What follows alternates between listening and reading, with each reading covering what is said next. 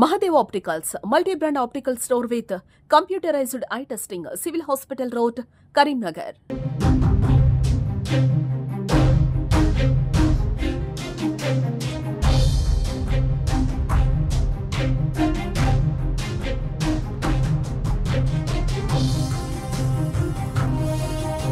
Hospital doctor Venkateswararao గారు MD general physician లో పనిచేస్తున్నటువంటి టెక్నీషియన్ దక్షిణమూర్తి అనేటువంటి వ్యక్తి పేద రోగులు అంటే జగిత్యాల జిల్లా నుంచి ఈ జిల్లాకి వచ్చి ఆమె ఆరోగ్యం బాగాలేకుంటే వాళ్ళ తల్లి ఆ అమ్మాయిని 18-19 సంవత్సరాలు ఉన్నటువంటి అమ్మాయిని తీసుకొచ్చి ఇక్కడ జాయిన్ చేసి వాళ్ళు ఇక్కడ ఒక రోజు రాత్రి నివసించడం జరిగింది.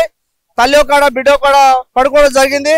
ఆ తరుణం లోపల వీడు టెక్నీషియన్ అనేటువంటి వాడు దక్షిణమూర్తి అనేవాడు మన అర్ధరాత్రి లేచి అమ్మాయికి మత్తు ఇంజక్షన్ ఇచ్చి లేకుంటే మత్తు తల్లి ఆమెను అంటే దీనికి వెంకటేశ్వరరావు డాక్టర్ అనేటువంటి వ్యక్తి మాకు సమాధానం చెప్పాలి, ప్రజానీకానికి సమాధానం చెప్పాలి. రెండో విషయం ఏంటంటే ఇక్కడ ఇలాంటి వాడి క్యారెక్టర్ ఏంది, వాడి విధానం ఏంది.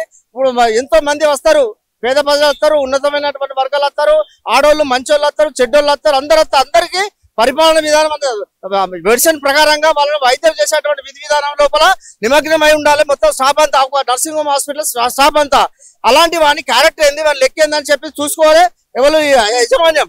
అలాంటి దక్షిణమూర్తి అనేటువంటి వాడు ఇంతకుముందు ఎక్కడ చేసిండు, వాని క్యారెక్టర్ ఏంది, వాని విధానం ఏంది, ఇంతమంది మహిళల మధ్యన వాడు ఈ ఒక టెక్నీషియన్ వర్క్ చేస్తూ ఉన్నాడు అని చెప్పి వెంకటేశ్వరరావు అన్నటువంటి డాక్టర్ గమనించాలని చెప్పి నేను కోరుతా ఉన్నాను.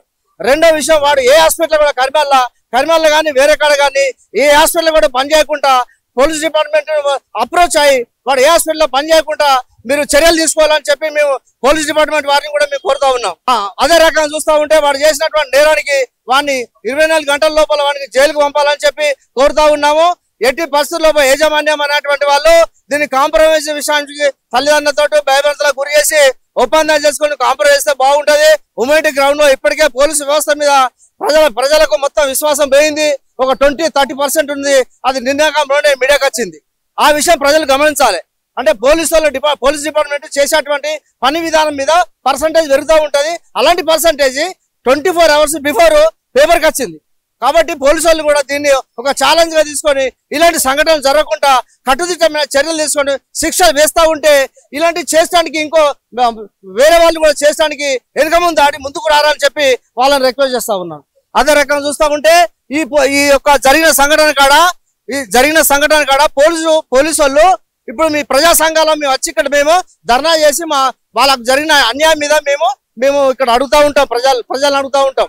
అలాంటిది ఇక్కడ ఒక 2-3 జీబులు పెట్టుకొని ప్రజలను భయభ్రాంతులకు గురి చేయొద్దని చెప్పి రిక్వెస్ట్ చేస్తా ఉన్నా.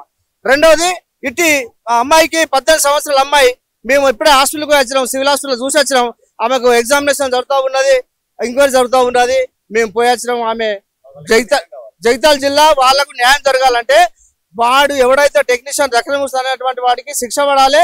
అమ్మాయికి ప్రభుత్వం ఉద్యోగం ఇవ్వాలి, వాళ్ళకు ఆర్థిక సాయం చేయాలని చెప్పి తెలంగాణ రిజిస్టర్డ్ భీమ్ ఆర్మీ సంఘం తరఫున నేను డిమాండ్ చేస్తా ఉన్నాను. నా పేరు Bonpalli Chandraiah, Bhim Army state vice president.